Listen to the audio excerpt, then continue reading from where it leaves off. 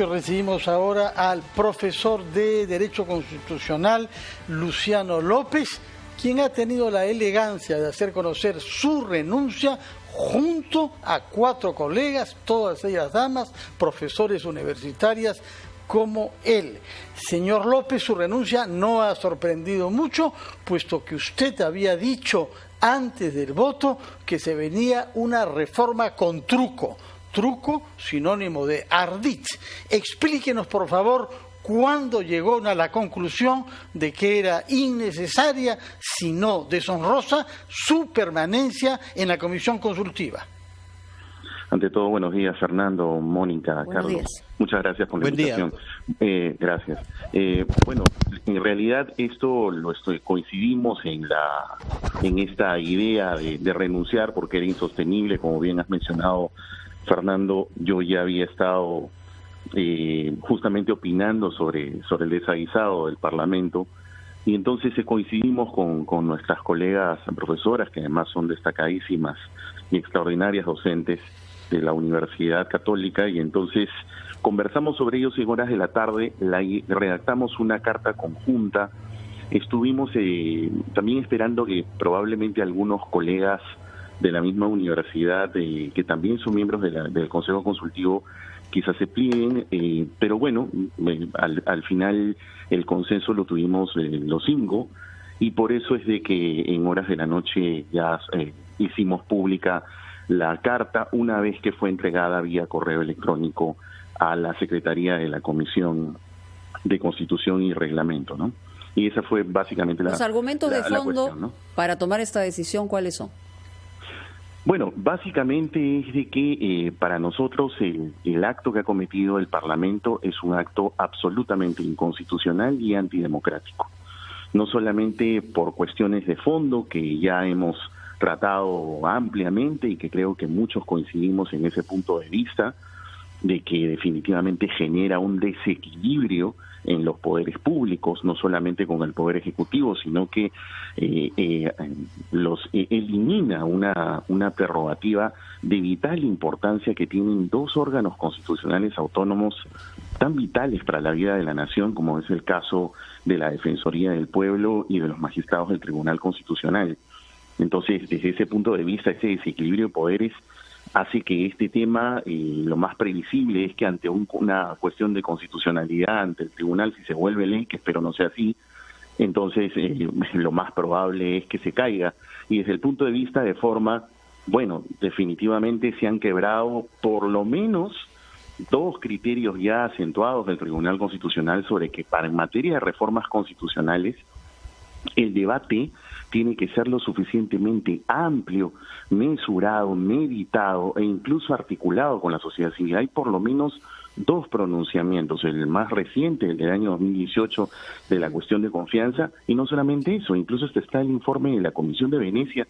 No sé si ustedes recordarán cuando el expresidente del Parlamento, el señor Pedro Laechea, formuló una consulta a la Comisión de Venecia. Para quienes son curiosos, el informe de la Comisión de Venecia, Fundamento 40, dijo muy claramente que las buenas prácticas, ojo, las buenas prácticas de reforma constitucional en los países democráticos del mundo, subrayo democráticos, justamente requieren que en un debate amplio, no en un debate sumarísimo de unas horas sin que esté en un dictamen, reformas que además atañen a estos 2 órganos constitucionales autónomos que acabo de mencionar. O sea, no solamente el tema del Poder Ejecutivo. Doctor López, buenos días, ¿cómo está? Buenos días, Carlos, ¿cómo estás? Ustedes formaban parte, bueno, en su caso formaba, ya en pasado, de este Consejo Consultivo. En algún momento de todo este periodo de debate en la Comisión de Constitución y de exposiciones, ¿se les consultó justamente a usted o a sus colegas respecto a esta posibilidad de cambios en la Constitución y en los términos establecidos? O sea, no solamente el tema de inmunidad parlamentaria, sino también otras facultades que involucran al presidente, a los ministros, al defensor del pueblo o a los miembros del TC. Sobre este tema no. Le comento, hasta donde tengo entendido, la mecánica que había estado empleando la Comisión de Constitución era de que en determinados proyectos de reforma a algunos de los miembros del Consejo Consultivo no citaban para poder informar. En mi caso concreto, yo no fui citado, por ejemplo, para... ¿Sabe de otros juristas que fueron o no citados sobre este tema? Entiendo que para este tema sí, porque como le repito, Mónica, entiendo que la distribución del trabajo que han hecho ellos es que por cada proyecto que ellos consideran relevante poner a discusión con algún miembro del Consejo Consultivo, lo citaban para eso, porque como usted comprenderá, hay 42 en la lista, ¿no? Entonces, por ejemplo, yo no fui invitado para ese Pero al menos, proyecto. perdón doctor, no solamente me refería al tema de que sí había habido consultas o el tratamiento respecto a la inmunidad parlamentaria, sino esta especie de ampliación que ha habido, de prolongación, si me permite el término, en cuanto a eliminación de facultades como la que estamos analizando. No, para nada, para nada. Y además también allí hay un tema que yo veo hasta antirreglamentario, porque les comento una cosa. A nivel del reglamento del Congreso de la República, cuando se debate, por ejemplo, un dictamen en minoría, es por descarte del de mayoría. Es decir, solo si el dictamen en mayoría es desaprobado, el reglamento del Congreso dice que se pone a debate el dictamen en minoría. Y lo que ha pasado el domingo, como todos hemos presenciado, incluso ya era una reconsideración, es decir, el asunto había amanecido votado el sábado, con todo este problema de ampliación de facultades, y el domingo aprueban la reconsideración, reabren ese debate y seguían discutiendo el dictamen en mayoría que había sido aprobado con un texto sustitutorio y agregan estas cuestiones. O sea, no solamente es antidemocrático, infracciones reglamentarias, infracciones constitucionales. Claro, es una cosa inaceptable, cosa que yo le he estado mencionando desde el día sábado, ¿no? Doctor López, justamente a propósito de las cosas que ha venido usted diciendo desde el día sábado, me interesa que explique por qué creyó que había en esta reforma un truco escondido. Y como usted es un jurista que no se refugia en las ideas abstractas solamente, sino que pone ejemplos que duelen, se refirió específicamente al caso de lo que podría hacer con la congresista Luciana León, que ahora podría hacer valer que las actividades dudosas que tuvo con funcionarios ediles de La Victoria eran también parte de sus funciones parlamentarias. Explíquenos, por favor, dónde ve el truco que se introdujo, para no usar la palabra ardid. Con todo gusto, Fernando. A ver, con ejemplos. Lo que pasa es que la inmunidad parlamentaria, que se llama así, tiene ese nombre, está relacionada a los delitos comunes. Es decir, un parlamentario, yo pongo este ejemplo tan simple, se sube a un automóvil, atropellar a una persona no tiene nada que ver con el uso de su cargo congresal, ¿correcto? Ya eso se llama inmunidad parlamentaria y consiste en que el Poder Judicial, para poderlo procesar o apresar, tiene que tocar la puerta al legislativo y decirle, ¿me permites apresarlo o procesarlo? Eso es inmunidad parlamentaria en sencillo. Eso lo eliminaron en la mañana del sábado, amaneciendo sábado. Hasta allí no había problema.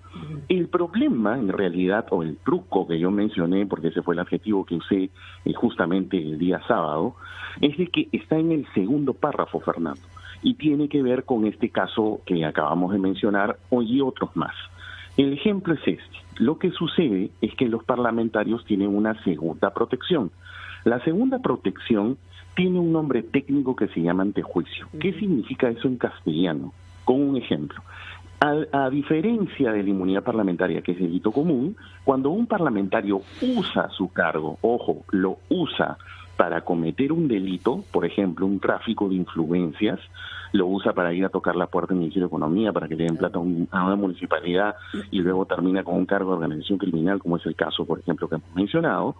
Entonces, en esas situaciones, la Fiscalía puede investigar, pero no puede continuar, porque si quiere procesarla, tiene que tocarle la puerta al Parlamento y decirle, ¿me autoriza a procesarlo? Te formulo una acusación constitucional.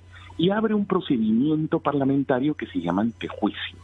Si termina y el Parlamento autoriza, entonces recién se le procesa y el congresista termina suspendido sus funciones. Ejemplo, Kenji Fujimori, por ejemplo. Claro. ¿Ok? Entonces, ¿qué tiene que ver eso con la modificación del sábado? Ok. Entonces, el artículo 93 amaneció a las 6 de la mañana con el siguiente texto. En el último párrafo habían eliminado la inmunidad parlamentaria, es decir, por el delito común, y decía que eso entonces ahora, cualquier delito común, debía ser conocido por la Corte Suprema. Ya, ¿hasta ahí? Bueno, ok, por último lo eliminaron. Pero el problema estaba en el segundo párrafo, porque la tradición constitucional del Perú, o sea, todas nuestras constituciones, han dicho que los parlamentarios no son responsables por sus votos y opiniones. Claro, porque no lo vas a sancionar por su voto, claro. por más que puedas criticarlo, es su voto. O sea, y también lo que él pueda decir en un debate es su expresión propia del debate, pues si no deja de ser un político, ¿no? Entonces, es evidente, nos guste o no nos guste, que históricamente hay absoluta razón en que exista eso. Pero ese no era el problema. A renglón seguido, lo que hicieron fue decir, y tampoco son responsables por su función legislativa, por su función de representación, por su función de ningún delito político. De función. Exacto, ya la viste. Entonces, inmediatamente cuando dicen eso, repercute de carambola, para ponerlo más simple que todos nos entiendan, inmediatamente impacta en lo que se llama el antejuicio, porque entonces los delitos por los que estarían protegidos en el antejuicio, en mi modesta opinión, se reducen. ¿A qué? A que le pruebes prácticamente una coima, pues porque una coima no tiene nada que ver con su función, o un peculado de uso, que es que tú le des un bien y lo use, o le dan una laptop y la laptop se la da a su hijo para que vaya a la universidad. O sea, en otras palabras, para terminar, porque el tiempo nos ha ganado, doctor López, el antejuicio ha sido reforzado para los parlamentarios, le quitan a los ministros el antejuicio y evidentemente dejan sin la protección al presidente de la República. Y ahí quienes ganan, solamente los congresistas. Muy bien, muchísimas gracias por estar con nosotros en Ampliación de Noticias. Pausa y regresamos.